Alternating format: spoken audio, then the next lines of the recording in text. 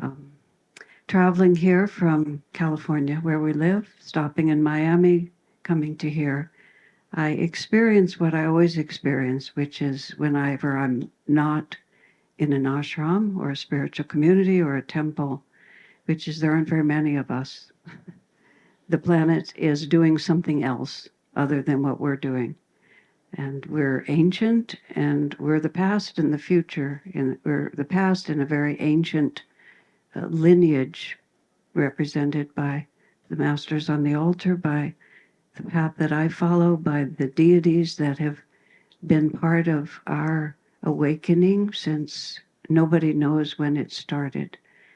But out of 1,000, only one seeks, according to Krishna, and out of 1,000 who seek, only one finds God. Yogananda said, and I will say that Sivananda could also say, our percentage is higher. But, but that doesn't mean that we're a mass movement, that we are vibrating on a very different dimension in a very true sense. And so that is the good news, which is that we've heard the whisper of eternity and responded to it. It also means that in this age, at this time, on this planet, we're also a singular force that's moving through. And all of us who are part of this now, who've chosen to incarnate at this time for this purpose, we're doing something where it's a great adventure. It's always a great adventure for the soul, but it's particularly an adventure right now. And we're here not only, I believe, for our own, for the karma that that brought us here, that we're working out, but we're also building a future. The tradition of India is that Kali Yuga is going to last for another 400,000 years or some horrible number like that. Not that it matters, because once you leave it, it's just the planet. It's not really our home. Yogananda and his masters shifted that and says that we're in the rising age of Dwapara. But whatever we're doing, we're trailblazers. We're laying down footsteps. And it's important for all of us to serve, to recognize that our very attunement to higher consciousness is in itself a service, because it begins to hum that note. Each one of us at some point in our journey, we heard that note, it sounded like our melody, and we responded to it. And so now we have a duty also with our thoughts, with our vibrations, to send that out so that all those seeking will also, capture that and then know what to do. And that's what I want to talk about in these next few days, is how to really live our aspirations. I'm of an age where a lot of my friends are now living in the astral world. People who used to be with us on this side are now on that side. And of course, it can happen at any age, but the longer you live, the more it happens. And one of my friends who died of cancer quite some years ago and had been a very, very dedicated yogi. And once she accepted that her body wasn't going to serve her anymore, she was extremely relaxed and courageous about it. And I live in spiritual community and have for a long time, so there's a whole spirit of acceptance of the dying process and acceptance of the fact that, this is not a permanent home. And this body that we cherish so much, after a while, just decides that it's done, and there's just nothing else we can do about it at that point. And she was on her bed. She was past the point where she could get out of bed. And she was a very attractive woman in her, maybe, I don't think she was 50 at this point. And one of my friends came over to visit her, and just women being women. She said, "My, your hair looks so cute today." And she's on her deathbed. And the woman says, "I'm going to be the cutest little corpse you ever saw." My friend realized what a ridiculous thing to be thinking about, but there it is. I heard a very touching story in a much deeper sense than that, but the same, about the spirit of life and the nature of death. There's a community north of San Francisco, and years ago when they first started, the AIDS epidemic was just beginning, and San Francisco was really a core of that. And there was a real difficulty with babies that were born infected with AIDS. And there was so much confusion at the beginning. They often ended up without care, but they were in hospitals, but they weren't really sick. So that community took as their work, they took care of AIDS-infected children, and of course took many of them into death because that was the sentence at the time. But the man who founded the community, Brother Toby, who's now in the astral world, he talked about this baby they had that was a year old. And I guess I've never raised children, but babies are teething at that point, and it's a really big thing when the first tooth breaks through. I mean, at all ages, we're all working. So here's the little baby working as hard as he can to make his tooth, and the tooth broke through, and everybody celebrated how exciting that was. And the next day, the baby died. I mean, just like that. Like we're going this way, then we're going this way. And this is the life. I'll give you one more of all my friends who died of cancer. But this woman also, she had cancer return for the third time. And when she got sick, this was a few years ago. I was before cell phones. I was on holiday, I think in Costa Rica or something like that, when I heard she'd gone into the hospital and probably wasn't coming out. Coming back, there was a certain point in the journey where I had to find out whether she was still alive and I should go where she was or whether I should just go home. So I managed to get. She was having what we called her passing party. She had about 20 friends in the room for the last 3 days of her life. And I reached on the phone, and her brother answered the phone. Oh, she said, Asha, I'm so glad. And Paula was my friend's name. Paula's been dying to see you. Then I hear the whole room start laughing, and he corrects himself. No, she's been not dying to see you, like this. But all these stories, I mean, the little baby didn't have a conscious way of participating, but isn't the fate of every one of us is that this life that we cherish so deeply, at a certain point, it just disappears. And now, with medical technology being what it is, so many people now die and come back. Or maybe it's just because we hear about them on the YouTube and we didn't used to hear about them before. But nonetheless, so many people die and come back. And they all come back and they say, this is not what it seems. And of course, that's what the yogis have been telling us all the time. That's what the masters have been telling us, that we're just looking at it from the wrong end of the telescope. We just have such a goofball idea of what we're doing here. And it all begins because we identify with this one body. If we don't identify with the body, we just feel ourselves as a field of energy. That's what we're really experiencing all the time, is a field of energy. I mean, think about it, really. One of the reasons that music is so wonderful, one of the reasons that laughing is so wonderful. You know why laughter is so rejuvenating? There's no past or future when you're laughing. Think about it, especially when you're really just captured by something that's just so hilariously, ridiculously funny to you. We are absolutely in the now. We've just let go of all our regrets and all our, oh, I wish it had been different, and all our, I hope it works out better on the other side. You cannot remember it. I had an experience once. We have a tradition that Yogananda started because his teaching is really East and West. He said he was sent by Babaji to the West, to the world, to show the original teachings of Krishna and the original teachings of Jesus, and to show that they're the same teaching. And he wrote commentary on the Bible, commentary on the Bhagavad Gita, because in this age now, East and West are uniting. I mean, witness us. All of us here, most of us with white faces, a few of us are from India, but not many of us. And we're here, but this is our home. I mean, East and West is just one big garbled goulash now, which is just really about as fine as it can be. But part of doing that is that Yogananda started a tradition where at Christmas time, we have an all-day meditation, 8 hours of meditation, not unbroken silence, there's chanting and music, some other kinds of music, but nonetheless, we sit down, we have a short break, and then we leave in the afternoon.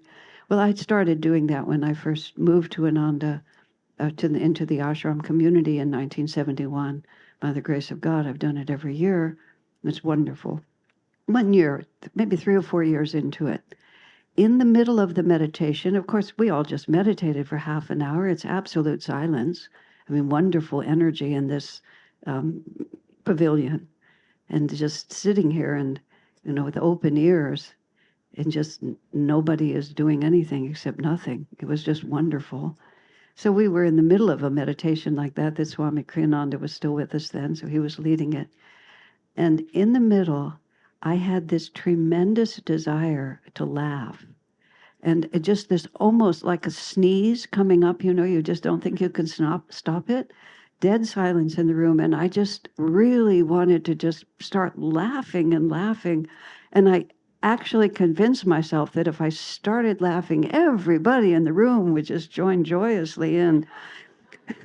A fragment of my functioning intelligence told me that was not the truth, and that, I couldn't quite, put my finger against my nose like sneezing, but I managed to hold it back.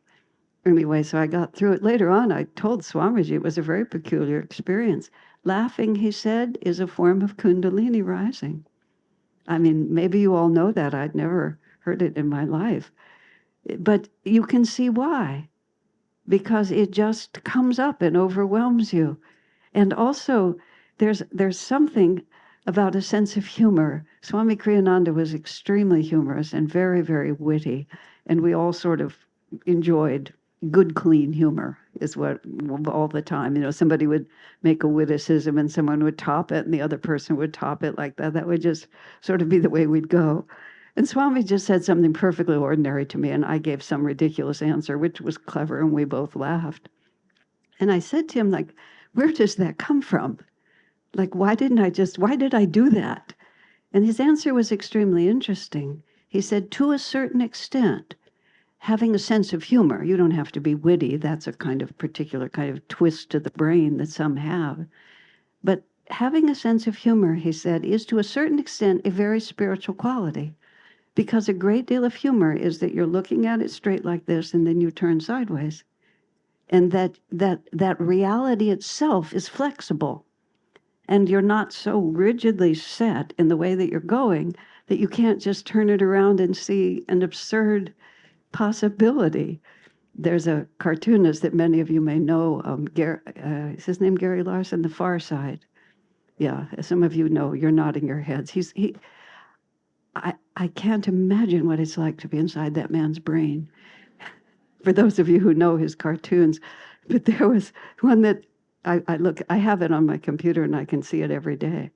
Every day I get new cartoons. It's Humpty Dumpty. And Humpty Dumpty has just hit the ground, but he's still intact. The children's rhyme is he's the egg and he splatters all over. So he's hit the ground and he says, phew, so far so good. And you see the wall is about to fall on him like that, It's just like, what makes us think like that? But you can see also how magnificently freeing it is.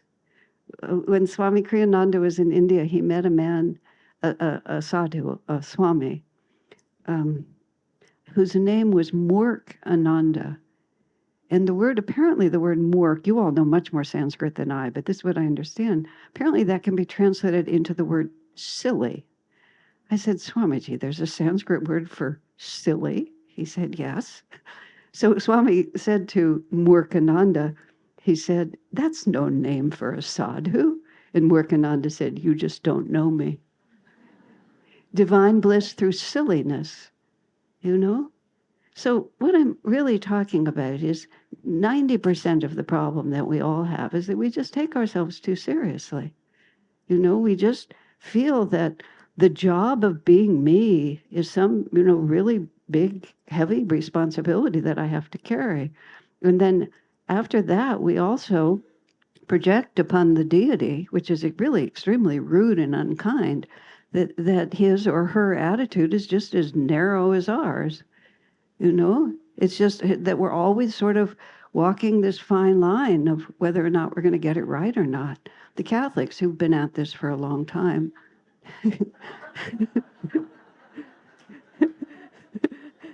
and who made the slight mistake. Jesus had two significant events at the end of his life. He was crucified. We all know that. But he was also resurrected. And I mean, who flipped a coin and decided that crucifixion was the one we were going to focus on more than resurrection? I grew up in a Jewish family. And I mean, I wasn't so isolated like some of my Jewish friends, but I mean, there's a church where there's this dead man hanging on the wall. It's just like well, it's not my first choice if I'm going to think about it. Like that. I was in somewhere in Europe, some church somewhere, and they had the usual picture. Now, I mean, honestly, this is a magnificently triumphant gesture, isn't it? This is less so. But this is really marvelous.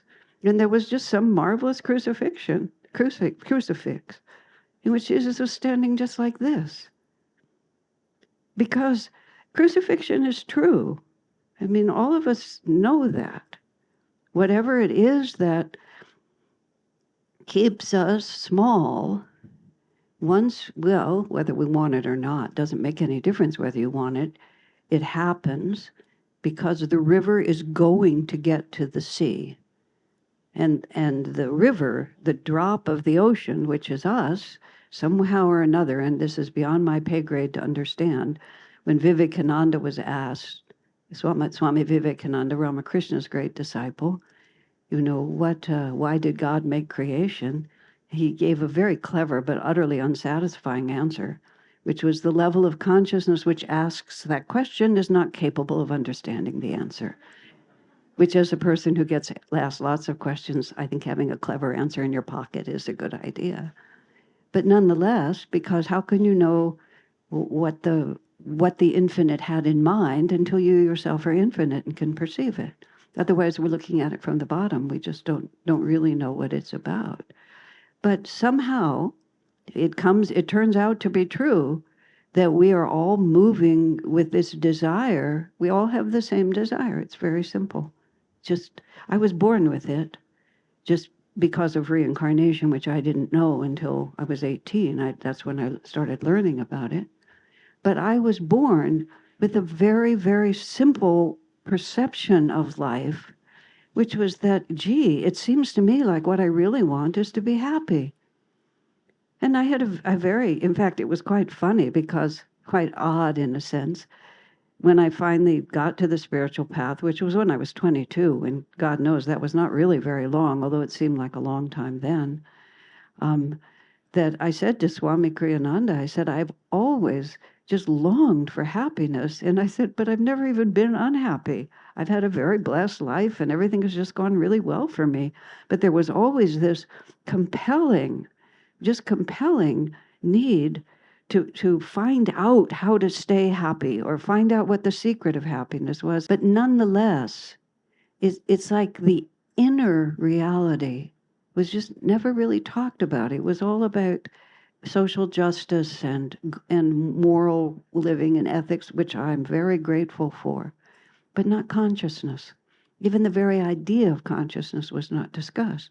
So I was smart in school, which was effortless for me. I don't know how many incarnations I've had doing that, but whatever it was, I just knew how to do it like this. Made me kind of crazy because I could do it so easily and get praised for doing nothing. So I'm supposed to go to a good college, which I managed to do.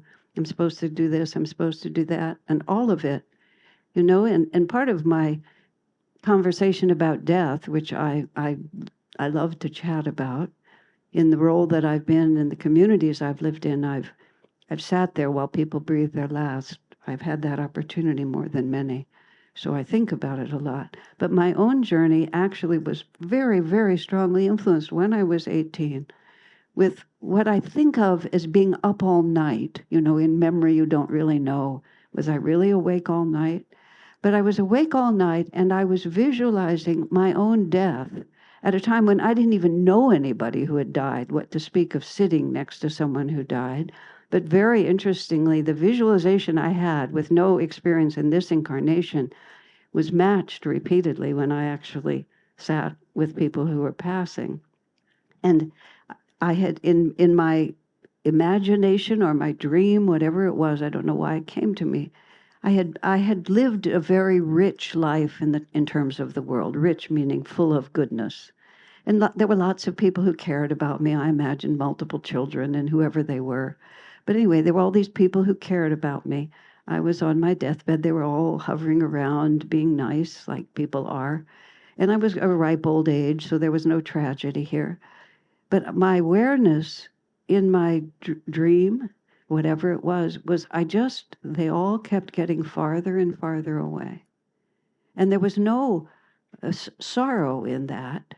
It was just a fact. They were physically close to me, but I was moving away from them, just farther and farther. And I became conscious of the fact that when I died, it would just be me. It wouldn't matter how much I had accumulated of people or things or praise or money or anything like that. It wouldn't make any difference. All of it would just become irrelevant, and the only relevant factor was who I had become from all those experiences. At that time, I didn't have a clear concept of the divine. I didn't yet have a guru. I didn't know anything about Kundalini and the spiritual eye or anything like that, but I was acting it all out because of past lives, of course. But it just impressed itself so deeply on me, which is, what am I doing? What is the point of it all? Because you see, the weird thing about it, I stand before you now, and I have proudly told people that I'm 78 and a half years old, as if a half a year really matters at this point, but I've just been doing that just for fun, because it seems like a big number. And when I was 20 or 22 when I met Swami Kriyananda, in our community at that time, the majority of us were in our early 20s. 24 is an astrologically auspicious year, and many of us moved into that community of the core that is my age now. We were like 24 when we moved in. And there was one man there who was so old. Now I think he was about 50. But he was so old. We didn't know how he made it from the temple to his kutir, But so all these, everything seems really big, but it isn't, because it's always now. You see, it's so odd. It's not like 50 years happens all at once. It's just today. I mean, it was this morning and now it's tonight. Just one more is gone. So wherever you are in that cycle, I was the same. That's what Anandamoyi Ma says in Autobiography of a Yogi. Yogananda was with Anandamoyi Ma. He asks her, tell me something about your life. And she repeats, I was a child, I was a baby, I was a girl, I was a young married woman. But she ends every statement by saying, and I was the same. And I was the same, and I was the same. It's told about her life that when she was born as a baby, she didn't cry. She just lay there and sort of looked out the window. And then later as an adult, she just talked about what she was looking at. Some beautiful something that was out the window. So she comes out of the womb and she just starts looking at what she's looking at. And I was the same. Because we always are. That is the most magnificent and sometimes most, bizarre aspect of all this is our individuality. And those of you who live in this ashram or spend a lot of time here, and I've been here a couple of times visiting, and we go through that beautiful chant that we did just before I came to speak up here. And, we just sing it over and over, and it's so, it's just so magnificent. Just a second, I've lost my thought here for a minute. We just lose ourselves in it. Just time after time, we just lose ourselves. Oh, I know what I was saying. There's such a unity of consciousness. I lived for 10 years in a monastic situation, my first 10 years of spiritual life, with a group of women, and we meditated every morning together. We did many things together, but every morning, and we come to our little temple, which was a teepee at that time. We were, super primitive, but we had actual weather. You all don't have weather. We had real weather, like rain and snow. We're in the teepee. We'd come together. We'd become so unified in spirit, but every single time I'd still walk out as myself, which I just found that so odd. Why didn't I become one of the other girls and go out in their body? Why didn't they come out in mine? Because we're trapped inside this. However, what our real freedom is to realize that we're not trapped at all. That this is the one we're responsible for. It's a reversed funnel like that. And what we call ourself, our little ego-identified physical body, is the tiniest point in the funnel. And from this point, it literally goes out literally to infinity. And when I met Swami Kriyananda, he walked into a room, and I was 22. Before he spoke, and I had not read autobiography, I didn't know anything. I knew who he was because a friend had told me. He walked into the room, and something happened to me. Again, I'll just say reincarnation. Of course, I recognized him. But the experience I had was of his freedom. That was the word that I came to later. And I realized that the entire issue that I'd been working with my whole life was that I felt so confined. I had planned at that point to have many children. I've never had any children, but I was going to have many children because I felt so confined. I thought it would make me bigger. And then at some point I realized I would be exactly the same, but with just a bunch of children to take care of. But when I saw Swami Kriyananda, I said, that's what I'm looking for. I mean, that's what you're looking for. That's what you're looking for. Freedom to just get out of this tininess. And even then, we still know which one we're supposed to keep moving. We know which one we are. The avatars, the God-realized masters, they take on one body, and they know how to move it. Sometimes they forget. Yogananda at the end of his life would sometimes stumble walking with Swami Kriyananda. And Yogananda said, I'm so much in all bodies that sometimes I forget which one I'm supposed to keep going. My dying friend with the cute haircut that I mentioned earlier, when she was describing what her experience was at the very end, she said, I see, and she didn't say hundreds, I see thousands of faces going in front of me, and every one of them in some previous incarnation was me. She said, it's hard to really worry about losing this one. Now, if we really feel that, if we really knew that, how would we live? What would be different? If we knew that the only purpose of this is freedom, and the end of this is that everything else is going to go away except our own consciousness. What are we concentrating on? What are we thinking about? Who are we really? And why are we wasting our time worrying about anything? Really, why do my mantra these days, and God knows the world gives me plenty of chance to use it right now, why do I ever worry about anything? And it's a very good question to ask yourself. What I find on the spiritual path is the simpler the question, the more profound it can become. I can give all kinds of reasons about this and this and this. And yes, you have to know yourself. I mean, I can simplify the questions because I've become quite acquainted with the one that I live with. You know, the one that I live with, I kind of know her story. I know her excuses by this point. We have a working relationship that's pretty good. Michael Singer, in his very popular books, had this wonderful statement. He said, there's always somebody talking in your head, he said, but if you think about it, there's also somebody always listening. So which one are you actually? Are you the one who's talking all the time, or are you the one that's listening? He suggested you regard your own thoughts like a roommate who talks too much and drinks a lot. I mean, when your drunken roommate starts, chattering at you, do you take it so seriously? But when our drunken roommate starts chattering at us, we just think it has something worth saying. But it's just reinforcing the illusion that we are separate, and that we are vulnerable and that we are small, when we are not. We're just simply not. One of those wonderful death and return stories, I have no idea whose it was, just a fragment that I remember. And he was not a particularly notable person on this side, but apparently he had a lot going on the other side, on his inner side.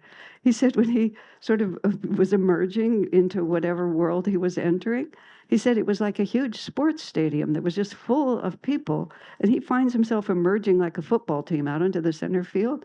He said the whole stadium was filled with angelic beings and they were all cheering him like that. Well done, lad. Well done. One more, finish like that. But that's much more true. That's much more true than anything else, isn't it? I was once in a very emotional state because of the suffering of others. The suffering of self is hard. The suffering of others is what really tests your mettle. That's the only way I can put it. And I was weeping. I was in the parking lot of a hospital, which is probably a place that's seen a lot of tears. And I was contributing to that watery mess because of what was going on in the hospital. And I was beside myself. And this voice, like a living entity, came in my right ear, burrowed through my brain, and came out my left ear. And it said, "Could this be happening outside the will of God?" Now, of course, there were a lot of years of my trying to understand the will of God before that question came to me, because you have to practice when it's easier. You can't just wait till the crisis, because in the moment of crisis, you will go true to form. So you've got to be building the pattern when there's not that much at stake. But in that moment, could this be happening outside the will of God? And it annoyed me, very annoying, because I wanted to cry. And I just had to stop crying. And I said, no, of course not. And then, of course, the next question is, then why are you crying? Well, and I said, because those people are suffering and I can't do anything about it. And I got a sympathetic response to that. Yes, but how is this going to help? If you want to help, then you have to be unafraid. I mean, you can have compassion, but you have to be unafraid. Perfect love casts out fear. St. John in the Bible. And the perfect love is the perfect love of God. Can this be happening outside the will of God? And by definition, nothing.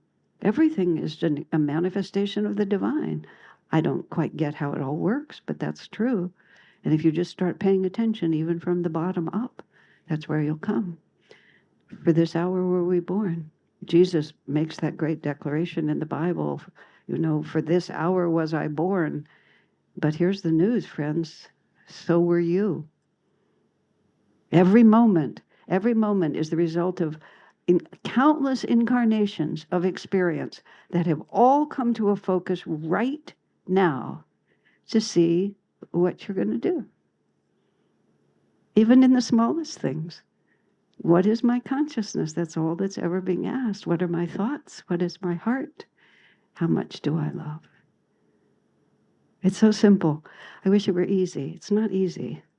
But don't think just because it's not easy, it's complicated. It is very, very simple. To love, to serve, and to feel the joy of giving. That's what we're here for.